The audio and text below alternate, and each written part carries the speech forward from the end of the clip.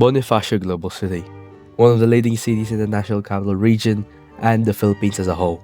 A pedestrian-centric city, a dream for most of the nation's population, and has even modern transport, underground wires, and the glistening city skylines. And this is Barangay Pembo. A wall separates the two areas. As you walk through the streets of Pembo, you can see familiar sights of sari-sari stores and the sky covered in wires. These two areas represent a growing income divide, highlighting the ultra-modern wealthy areas in contrast to the low-income congested residential pockets. But how do they do this? Simple. Let's rewind a bit. 1902, before BGC, there was a property south of the Pasig River, Fort William McKinley, or otherwise known as Fort Bonifacio today. It was treated as a military base, so it was then soon transferred to the newly independent Philippines in 1949.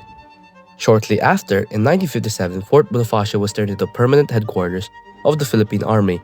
And when shortly after, 1972, during martial law, Fort Bonifacio eventually became the host of 3 detention centers filled with political prisoners of Marcos. Shortly after the People's Power Revolution in 1992, Corazon C. Aquino had signed the Bases Conversion and Development Act of 1992, which had tasked the military bases integrating into the local city to create dynamic business centers and vibrant communities. Soon after, on June 7, 1994, President Fidel Castro, approved the privatization of the former military base for 20 billion pesos. And only after the following year, Metro Pacific had won the bid of $1.6 billion to undertake the conversion of 535 acres of undeveloped land, which had crushed the attempts of the 4 other groups that tried to bid for it, like Ayala Land's bid of $1.2 billion. And on February 3, 1995, Metro Pacific Corporation led a joint venture called the Fort Bonifacio Development Corporation. And by 1997, the Asian financial crisis hit. And holding the project soon after, even though the Philippines was moderately hit, the nation's investment and growth soon slowed down. But thanks to this crisis, the project was moved forward when Ayala Land and Evergreen Holdings Inc., not the Taiwanese Evergreen Group, the one controlled by Campos family or Del Monte Philippines, had soon purchased Metro Pacific's controlling stake in FBDC on the 24th of April 2003. Now, with the project under control of the 2 of the nation's most powerful corporate forces, Ayala Land and the Campos family, they had the capital and the mandate to build a premium city from scratch.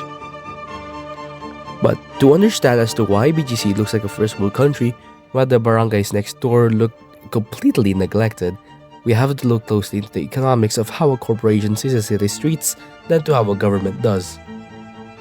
Firstly, look at this graph. Let's compare their 2 mindsets. Think of this side as company's mind, while this as the government. To a private conglomerate, a 535-acre blank canvas is not just land. It's a massive wealth-generating asset.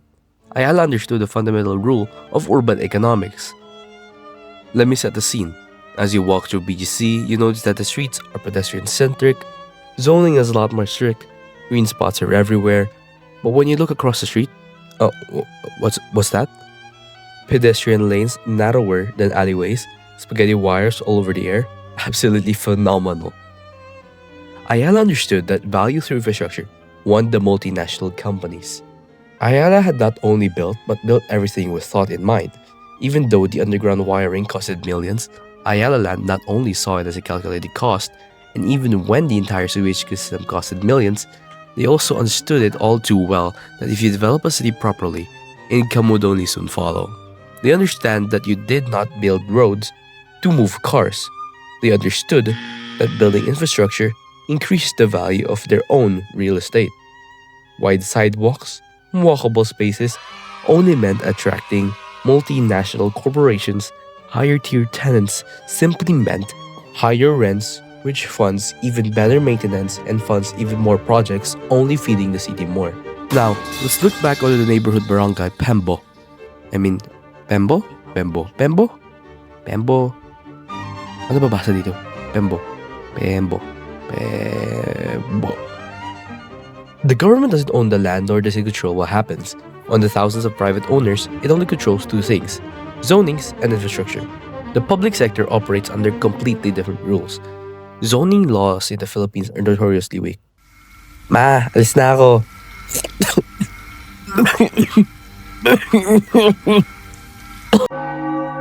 often than not jamming industrial zone flats against residential areas. But the real culprit is the infrastructure pipeline. The DPWH operates on a fragmented short-term political cycles.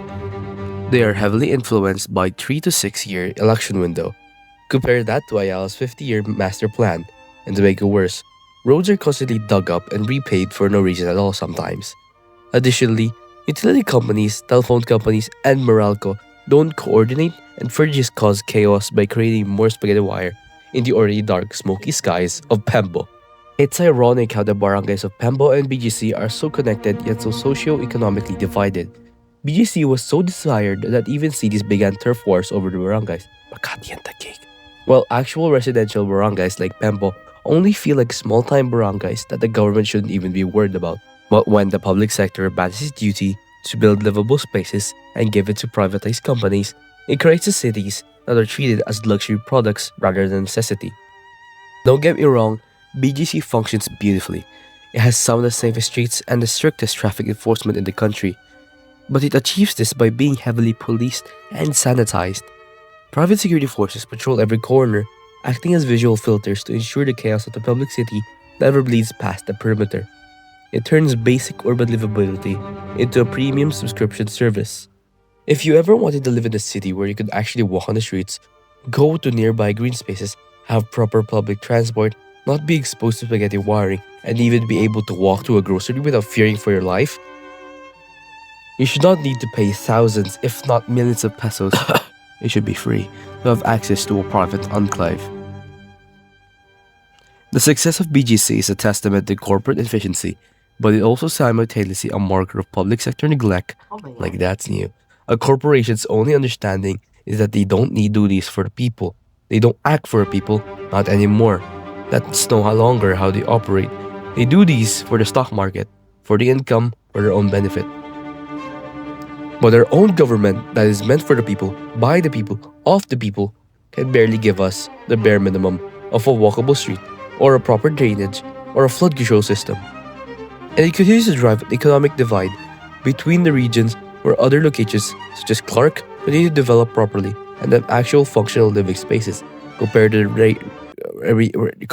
oh my god, I can't read them all. Compared to the nation's own public sectors that are continuously neglected and rejected. It just highlights what the Philippines could actually be. If it weren't so dumped with bureaucracy and constant infighting, our nation could actually prosper. Thank you for watching my research rant on the separation of economic divide in the nation today. If you actually enjoyed my video, kindly subscribe and leave a like.